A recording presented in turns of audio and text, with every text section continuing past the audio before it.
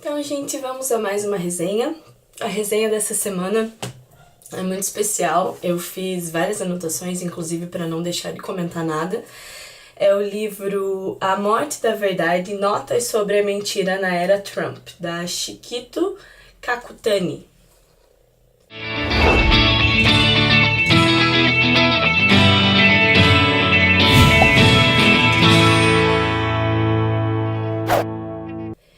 Então, esse livro estava na minha wishlist fazia um tempo, desde o ano passado, e finalmente eu consegui lê-lo.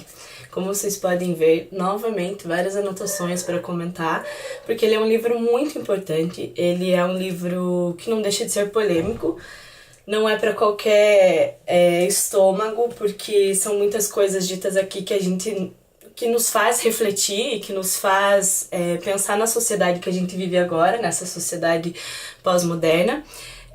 A autora, vou falar um pouco da autora, a Chiquito Kakutani, ela é americana, ela tem descendência japonesa, né? É fácil de identificar pelo nome. E ela é uma jornalista super respeitada nos Estados Unidos. Ela foi crítica literária do New York Times por quase 30 anos, se não mais, eu acho que mais de 30 anos ela foi crítica literária. E ela é super respeitada lá nos Estados Unidos. E aí ela escreveu esse livro, que eu considero como um livro fundamental para entender um pouco do que está acontecendo com a política, do que está acontecendo com a nossa sociedade como um todo, como a forma das pessoas se expressarem. Então ele não deixa de ser polêmico, mas também é fundamental. Assim, o livro que complementa ele foi o primeiro livro que eu resenhei esse ano, que eu ainda não colocava no YouTube, colocava no Instagram. Então, se você tem curiosidade, a resenha é Como Morrem as Democracias, ele tá lá nos highlights do meu Instagram, se você quiser dar uma olhada. São livros complementares, eu acredito, assim. Lembrei muito dele, me ajudou a entender muita coisa desse livro aqui. Então, vamos lá. O que o livro fala, qual que é a essência do livro? Ele vai trazer um pouco mais sobre a morte da verdade. Então hoje, o que a gente está vivendo, a gente vive uma guerra cultural. De um lado, a gente tem aquelas pessoas que acreditam no poder do Estado para manter a ordem de coisas conservadoras, da família, do cidadão de bem, né? Que são os conservadores, de instituições tradicionais. E de um outro lado, a gente tem os progressistas, que a gente chama, que são pessoas que acreditam na ideologia de gênero, que tem mais essa pegada de direitos humanos, que conversam mais aceitam mais outros tipos de família, não só mulher, homem, enfim, que acreditam num papel da mulher muito mais representativa dentro da sociedade. São várias coisas que nos fazem viver uma era de polarização. Então, de um lado temos os conservadores, de outros progressistas, e o que nos preocupa é a maneira como temos nos relacionado. Vivemos uma era em que a Kakutani reforça isso, em que a tolerância ela tem sido deixada de lado muitas vezes. Não acontece só no Brasil, tá, gente? O livro é um retrato dos Estados Unidos, então ele vai focar em situações do governo Trump, dos Estados Unidos, mas a gente também consegue identificar isso já em outros governos, como a Turquia, a Hungria, e Filipinas também, e agora o Brasil entra no hall desses governos chamado extrema-direita, e como eles têm se comportado e como a sociedade inteira tem se comportado, né? E aí, basicamente, ela vai retratar mais o Trump e como ele tem se comportado com relação aos fatos, às verdades. Porque hoje, se você segue, por exemplo, Donald Trump no Twitter e se você acompanha um mínimo que seja de noticiários internacionais, você vê que nesses dois anos de governo dele são vários escândalos, um atrás do outro. Ele se posiciona muito pelo Twitter, assim como o nosso presidente, e ele na verdade, ele ignora algumas verdades. Então, alguns fatos que são comprovados cientificamente dá mais valor para a opinião do que para os fatos, e isso tem se tornado uma coisa também que a gente está vivendo. Então, existe um fato uma notícia, aquilo é real, é a verdade, são números, são científicos, e a gente, na verdade, vive uma era em que a pessoa pega o fato, interpreta na opinião dela e é aquilo que ela acredita. Então, por isso que a gente chama de pós-verdade. A gente não lida mais com fatos. Até uma das pessoas do governo Trump colocou isso como alternative facts. Então, alternative facts, fatos alternativos, quer dizer a interpretação da verdade.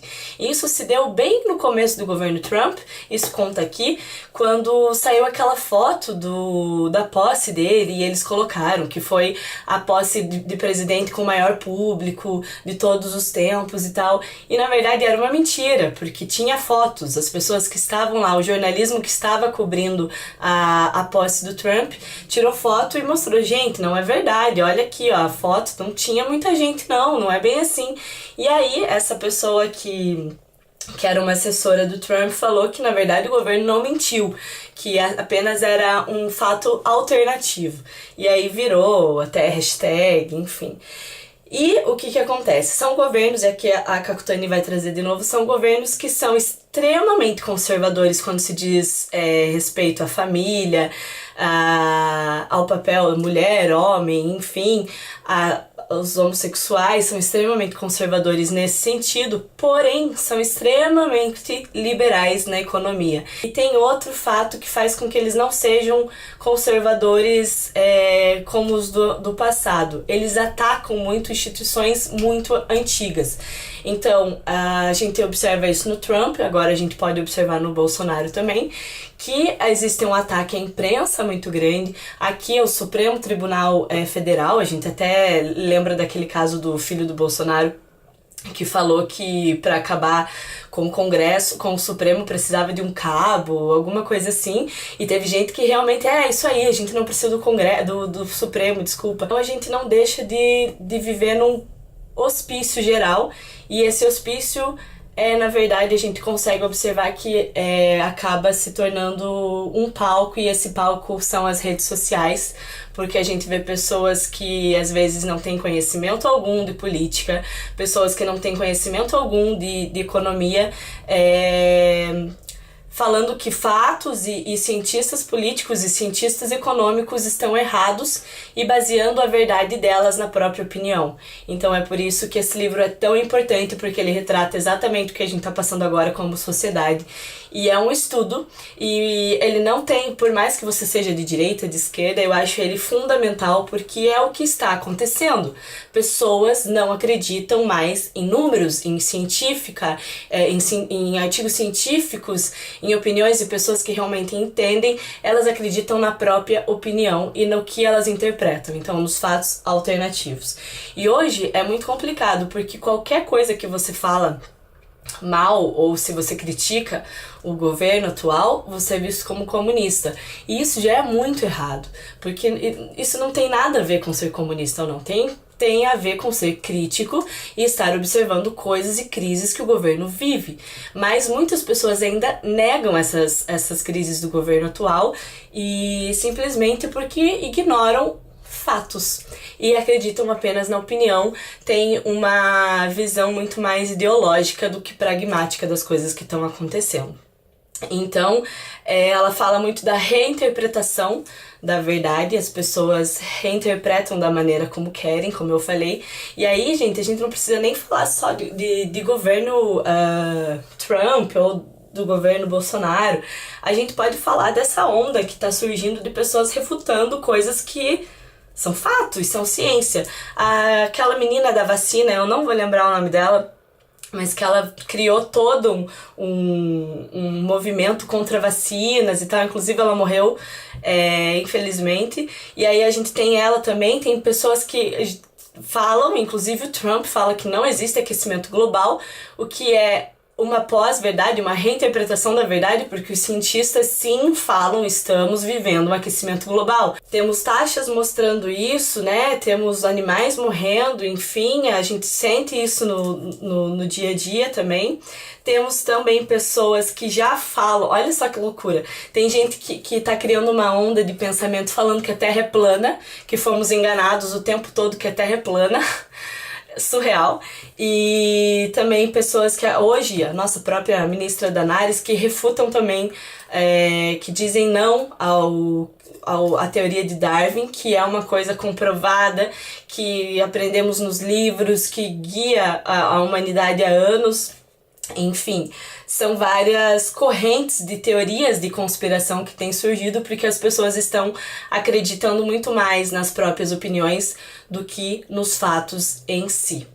E aí, eu lembro muito de uma propaganda da Folha de muito tempo atrás, em que até depois eu posso pôr o link aqui embaixo para vocês darem uma olhada, que é uma propaganda antiga, que eles têm o retrato de Hitler, assim, em zoom, e aí eles vão diminuindo o zoom e fala, né, aquela clássica frase de que uma mentira dita 1000 vezes torna-se uma verdade.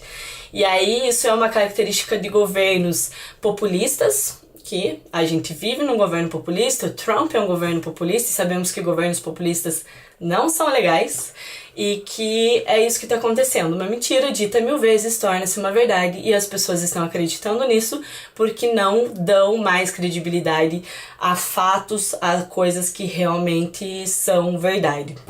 Então isso é bem preocupante. Aí outro termo que ela também vai discorrer aqui são as fake news, que hoje virou uma moda total. A gente presenciou isso muito nas eleições. Nas eleições do Trump foi assim, na verdade foi onde surgiu, acredito eu, essa expressão fake news. E a gente viveu isso também no Bolsonaro, para ambos os lados ali, polarizados, né? A gente viveu uma era de fake news muito grande, atingindo os dois candidatos, né, na época. Então foi bem complicado, e isso mostra o quanto estamos doentes, porque assim, temos nos informado, talvez de uma maneira um pouco equivocada, não sei, mas será que é legal se informar pelo feed do Facebook, pelo feed do Instagram, pelo feed do Twitter? Então assim, é bem preocupante, porque deixamos de acreditar nos meios de comunicação tradicionais, justamente porque temos governos que nos falam que não, que mente, que não é isso, porque eles têm essa verdade alternativa, esse fato alternativo. Então isso é muito preocupante. É claro que ela é uma jornalista, então ela tem essa visão que, na verdade, eu compartilho também, né, da importância da apuração dos fatos, do jornalismo investigativo, de como não é simplesmente ir soltando uma notícia, a gente tem muita responsabilidade sobre isso. E não deixo de culpar o jornalismo também por essa era de fake news, porque sabemos, pessoas que trabalharam, assim como eu, em redação, em sites, em portais de notícia, a gente sabe como a rotina do jornalismo diário, né, do hard news, ela é complicada. E a gente precisa sobreviver de alguma forma, porque os meios tradicionais, o jornal impresso, as revistas impressas têm se perdido muito, né? É difícil termos leitores hoje, infelizmente.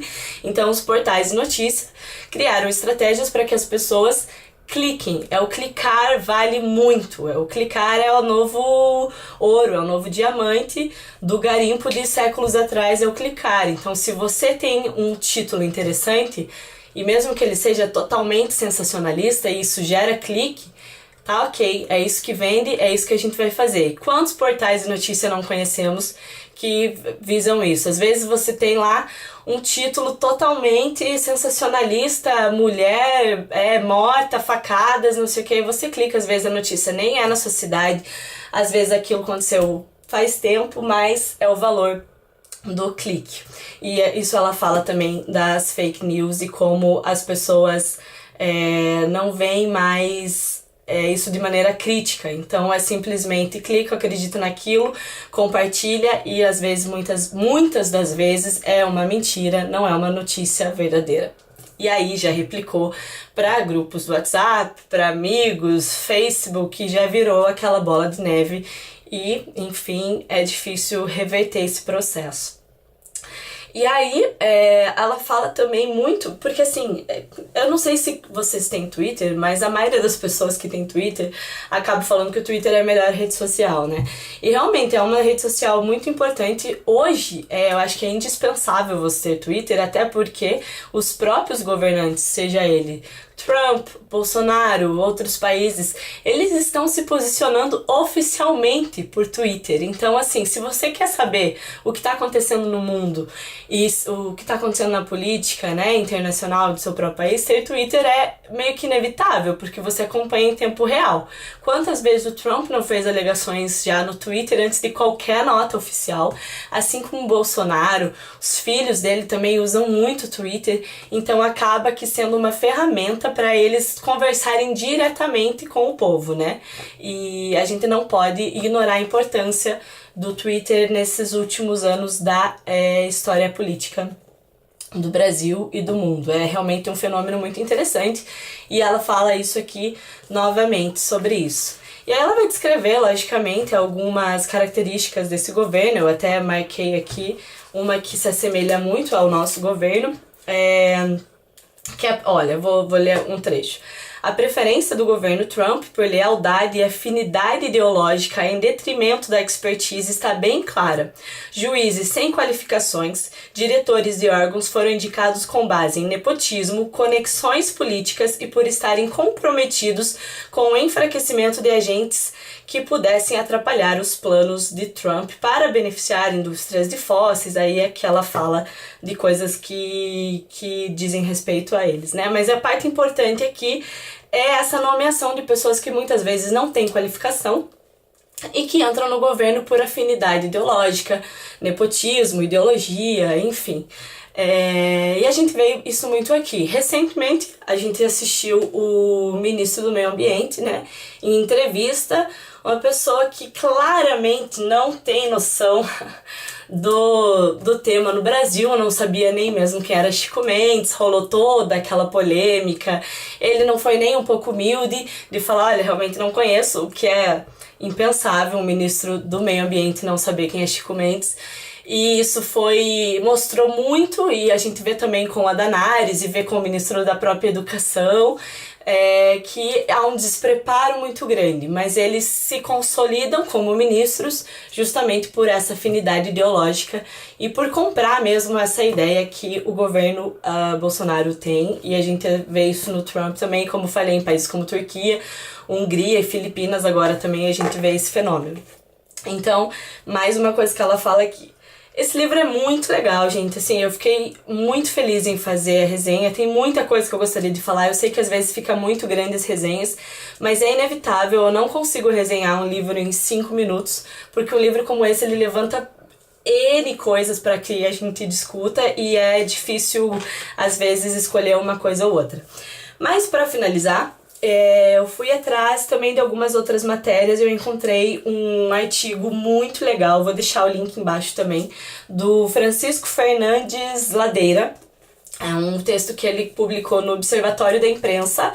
Se você gosta de ter acesso a um outro lado do que você geralmente se informa ali dos grandes sites de notícia, eu sugiro sempre dar uma olhadinha no Observatório da Imprensa, porque tem textos incríveis, tem posicionamentos bem legais e é bem democrático, eu acho bem legal. E lá ele fala exatamente dessa era que a gente está vivendo e ele chama de era anti-intelectual, né? Então estamos numa ignorância, numa bolha de ignorância muito grande, vivendo, nos informando por redes sociais sem credibilidade, sites sem credibilidade, acreditando muito mais na opinião do que em fatos verdadeiros. E isso tem nos levado a falar e a disseminar bobagens. E assim, o texto é muito bom, ele fala exatamente disso, da era em que é muito, muito raro alguém ler, alguém se informar, alguém ir atrás, realmente ver se aquilo é verdade. E deixa batido, acredita no que estão falando e é isso, e se não é verdade também, não, mas beleza, é assim, todo político mente mesmo. E não, gente, precisamos de clareza para o que está acontecendo. E aí ele cita também Humberto Eco, que fala que hoje em dia é muito fácil ver como as bobagens são disseminadas. Antigamente, ali pessoas que falavam, as suas bobagens falariam numa mesa de bar, sem prejudicar ninguém, e hoje elas ganham palco e ganham um megafone para falar as bobagens e às vezes, muitas vezes, prejudicam todo o andamento da sociedade com coisas que não são verdadeiras. E aí eu cito exemplos bem cruéis, assim, sabe, que eu observei da tragédia do Flamengo, né? Teve várias pessoas comentando nos sites de notícia, comentários assim que eu não consigo nem falar, porque extremamente racistas, extremamente machistas, comentários bem extremistas, assim. E essas pessoas, antigamente, elas não tinham essa voz dessa maneira, elas poderiam falar aquilo ali na mesa de bar entre os amigos iam falar, nossa, nada a ver, e morreu. E hoje não, elas têm voz, porque elas se escondem atrás de um computador, aquele velho clichê, e você acha que você pode falar o que você quiser e está tudo bem. E não é bem assim, existe sim responsabilidade, existe discernimento na hora de fazer comentários para que isso não magoe e não fira os direitos, inclusive políticos e de cidadania das outras pessoas. E aí, outro exemplo da semana passada e das últimas semanas foi, infelizmente, a morte do jornalista Ricardo Boechat. E nos comentários dos principais sites de notícia, tinha muita gente criticando o fato dele um dia ter... Realmente ele teve uma rixa, um problema com o pastor Silas Malafaia. E as pessoas comentando, ele morreu porque ele mexeu com o homem de Deus, é isso aí, a que se faz, a que se paga, tinha que morrer mesmo porque mexeu com o pastor. Meu, calma, as coisas não funcionam assim, entende? E isso eu achei um absurdo, em como as pessoas têm coragem de escrever isso e deixar isso marcado, sabe? Então é bem complicado. E aí, pra finalizar, eu deixo uma frase famosa do Nelson Rodrigues: os idiotas vão tomar conta do mundo não pela capacidade, mas pela quantidade, porque eles são muitos. Pessoal, espero que vocês tenham gostado da resenha. É uma resenha difícil, é uma resenha, um livro complicado, mas necessário para começar a entender um pouco mais o que está acontecendo com a nossa sociedade. Até semana que vem. Se você gostou, curta aí, se inscreve no canal e deixe suas sugestões de melhorias, de livros para ler, enfim. Espero ter essa conversa com vocês, tá bom? Um beijo e até semana que vem.